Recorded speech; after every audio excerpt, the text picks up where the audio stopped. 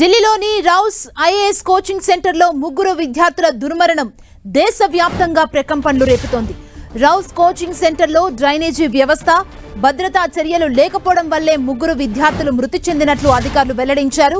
ఈ ఘటనలో నేరపూరిత హత్య, ఇతర అభియోగాల కింద అరెస్ట్ అయిన కోచింగ్ సెంటర్ యజమాని అభిషేక్ గుప్తా, సెంటర్ కోఆర్డినేటర్ దేశ్పాల్ సింగ్ ని కోర్టు 14 రోజుల జ్యుడిషియల్ రిమాండ్ వీరికి విధించింది.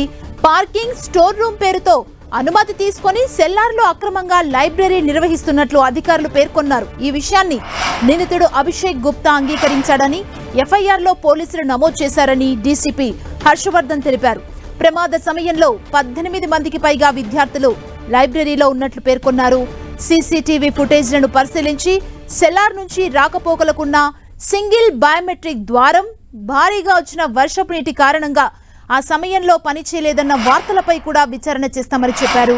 ఆ సెల్లార్లో మురుగునీరు బయటకు వెళ్లే వ్యవస్థ కూడా లేదన్నారు. ఈ దుర్ఘటన తమను కలిచివేసిందని, విచారణలో అధికారులకు పూర్తి స్థాయిలో సహకరిస్తామని రౌస్ ఐఏఎస్ స్టడీ సర్కిల్ ఒక ప్రకటన విడుదల చేసింది. రౌస్ ఐఏఎస్ కోచింగ్ సెంటర్ ఘటనతో అప్రమత్తమైన ఢిల్లీ మున్సిపాలిటీ చర్యలకు ఉపక్రమించింది. అక్రమంగా నడుపుతున్న 13 కోచింగ్ సెంటర్లకు అధికారులు సీల్ వేశారు.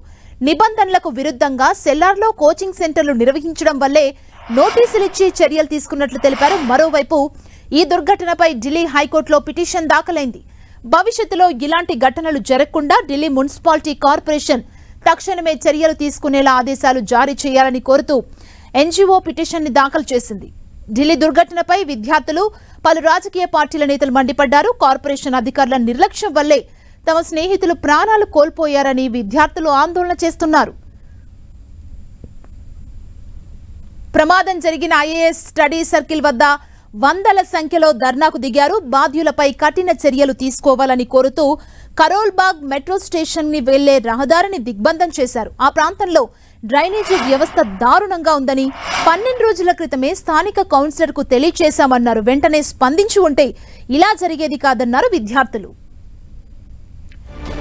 ఇదే అంశానికి సంబంధించి మరింత సమాచారం మా ప్రతినిధి గోపి అందిస్తారు. గోపి, ఢిల్లీ ఓల్డ్ రాజేందర్ నగర్ లో యూపీఎస్సీ కోచింగ్ ఇన్స్టిట్యూట్ లైబ్రరీలో జరిగిన ఈ మరణాలకు సంబంధించిన అంశం ఇప్పుడు జాతీయ స్థాయిలో చర్చనీయాంశంగా మారింది. రావుస్ కోచింగ్ సెంటర్ బేస్మెంట్ లో ఉన్న లైబ్రరీలో వర్షపు నీరు చేరి ముగ్గురు విద్యార్థులు శనివారం చనిపోవడం జరిగింది. సో ఈ అంశం పైన విద్యార్థులు ఇంకా ఆందోళన చేస్తున్నారు. ఇప్పుడు ప్రస్తుతం ఓల్డ్ రాజేందర్ నగర్ లో ఇంకా యూపీఎస్సీ విద్యార్థులు ఎవరైతే ఉన్నారో తమకు న్యాయం చేయాలి, బాధిత కుటుంబాలకు నష్టపరిహారం వెంటనే ఇవ్వాలని చెప్పి డిమాండ్ చేస్తూ తమ ఆందోళన కొనసాగిస్తున్నారు. ఢిల్లీ పోలీసులు, కేంద్ర బలగాలు అక్కడ ముఖ్యంగా భద్రతను పర్యవేక్షిస్తున్న పరిస్థితి. అలాగే పార్లమెంట్ ను సైతం ఈ అంశం తాకింది. పార్లమెంట్ లో కాంగ్రెస్ లోక్సభ ఎంపీ మాణిక్యం ఠాగూర్ వాయిదా తీర్మానం ఇవ్వడం జరిగింది. ఢిల్లీలో మౌలిక సదుపాయాలు, విషాదాలు, ఆ విషాద నష్టాలకి ఎవరు జవాబుదారీతనం తీసుకుంటారు అన్న అంశంపై డిమాండ్ చేస్తూ వాయిదా తీర్మానం ఇవ్వడం జరిగింది. ఇటీవల వర్షాల కారణంగా కరోల్బాగ్ రాజేందర్ నగర్ లోనే నలుగురు యూపీఎస్సీ విద్యార్థులు, ఇటు రావుస్ కోచింగ్ సెంటర్ లో ముగ్గురు విద్యార్థులు శనివారం చనిపోగా అంతకుముందు వారమే ఎలక్ట్రిక్ షార్ట్ సర్క్యూట్ తో వర్షపు నిలిచి ఉన్న ప్రాంతంలో ఒక గేట్ ని పట్టుకుని ఒక యూపీఎస్సీ ముఖ్యంగా ప్రిలిమ్స్ కి క్వాలిఫై అయ్యాడు, మెయిన్స్ కి ప్రిపేర్ అవుతున్నారు, అభ్యర్థి చనిపోవడం జరిగింది. సో ఈ అంశం పైన చర్చించాలని చెప్పి పార్లమెంట్ లో వాయిదా తీర్మానం ఇవ్వడం జరిగింది. మరోపక్క ఢిల్లీ పోలీసులు ఈ ఘటన పైన దర్యాప్తు జరుపుతున్నారు. ఎంసీడీ కూడా చర్యలు తీసుకోవడం ప్రారంభించడం జరిగింది. 13 ఇన్స్టిట్యూట్స్ ని ఎక్కడైతే బేస్మెంట్స్ లో నిర్వహిస్తున్నారు లైబ్రరీస్, వాటిని క్లోజ్ చేయడం జరిగింది. ఐఏఎస్ గురుకుల్, చాహల్ అకాడమీ, అలాగే ఫ్లూటస్ అకాడమీ సహా Sai trading, IAS Sethu, toppers academy, ఈ విధంగా 13 ఇన్స్టిట్యూట్స్ కి సీల్ వేయడం జరిగింది.